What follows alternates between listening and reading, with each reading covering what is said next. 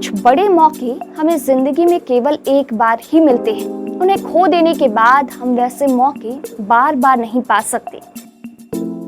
साल 1985 भारत के लिए कई महत्वपूर्ण उपलब्धियां लेकर आया।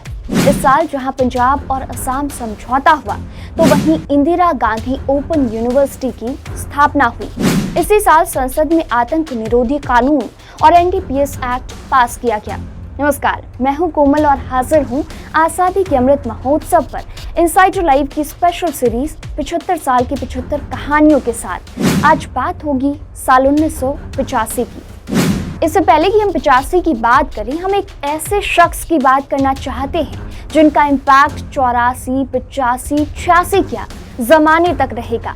वो है राकेश शर्मा। जी हाँ, राकेश शर्मा जो अंतरिक्ष में जाने वाले पहले भारतीय थे। दुनिया की 138वें अंतरिक्ष यात्री राकेश शर्मा भारतीय वायुसेना में विंग कमांडर के पद से रिटायर हुए।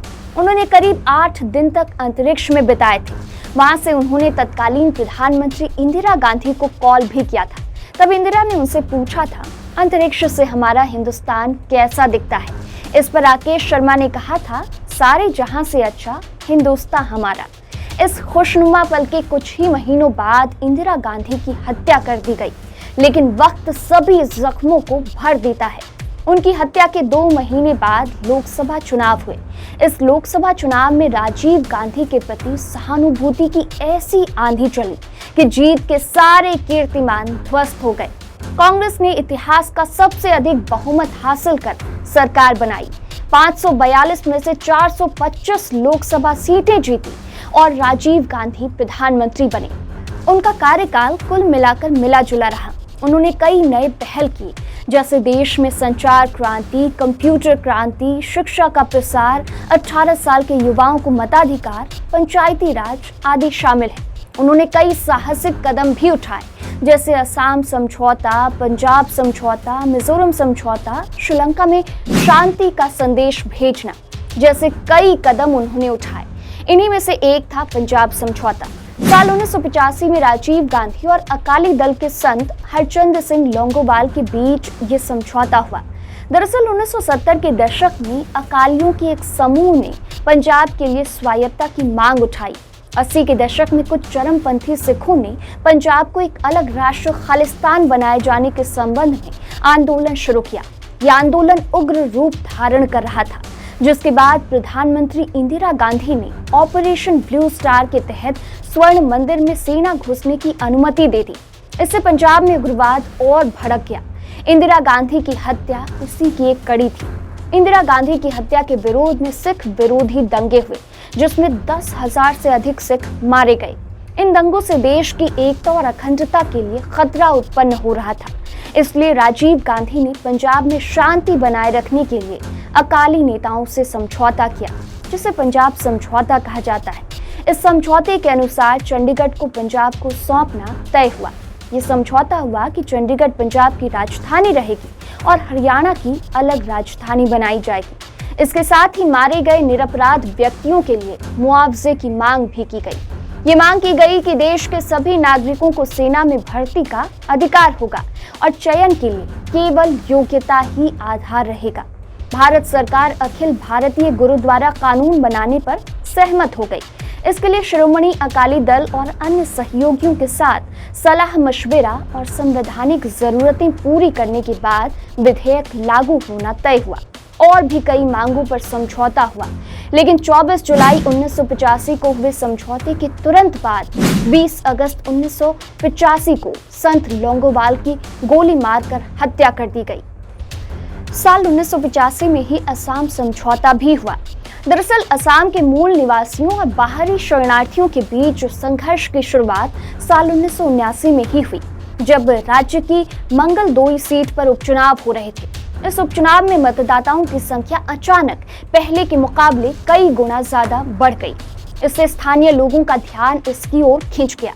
छानबीन शुरू हुई तो सामने आया कि बांग्लादेशी शरणार्थियों की वजह से मतदाताओं की संख्या बढ़ी है। इसके बाद राज्य में मूल निवासी बनाम शरणार्थी का मामला गर्मा गया। बांग्लादेशी शरणार्थियों के खिलाफ राज्य में बड़े पैमाने पर विद्रोह प्रदर्शन शुरू हो गया। ये प्रदर्शन साल दर साल हिंसक होता चला गया। तमाम रिपोर्ट्स के मुताबिक साल 1979 से लेकर 1985 तक 2000 से ज्यादा बांग्लादेशी शरणार्थियों की हत्या कर दी गई। इसके बाद साल 1985 में तत्कालीन प्रधानमंत्री राजीव गांधी ने असम समझौता किया। 1985 में हुए समझौते में कहा गया कि 25 मार्च 1971 के बाद असम में आए विदेशियों की पहचान कर उन्हें देश से बाहर निकाला जाएगा। भारत और पूर्वी पाकिस्तान विभाजन के बाद असम आए सभी लोगों को पूर्ण नागरिकता और वोट का अधिकार दिया जाएगा। 1961 से 1971 के बीच असम आने वालों को नागरिकता और अन्य अधिकार दिए जाएंगे, लेकिन उन्हें वोट देने का अधिकार नहीं होगा। असम को आर्थिक विकास के लिए विशेष पैकेज भी दिया जाएगा। असमिया भाषी लोगों को सांस्कृतिक, सामाजिक और भाषाई पहचान की सुरक्षा के लिए विशेष कानून और प्रशासनिक उपाय किए जाएंगे। 1971 के बाद असम में आने वाले विदेशियों को वहां का नागरिक नहीं माना जाएगा, उन्हें वापस भेज दिया जाएगा। ये समझौता 15 अगस्त 1985 को भारत सरकार और असम मूवमेंट के नेताओं के बीच हुआ था।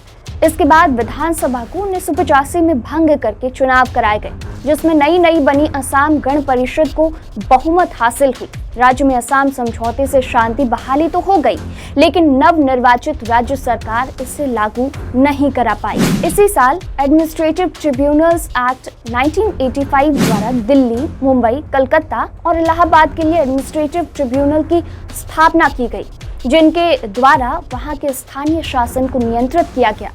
भारतीय संसदीय अधिनियम के द्वारा सितंबर 1985 में इग्नू की स्थापना की गई। इसका मुख्य कार्यालय नई दिल्ली है। ये दुनिया का सबसे बड़ा विश्वविद्यालय है।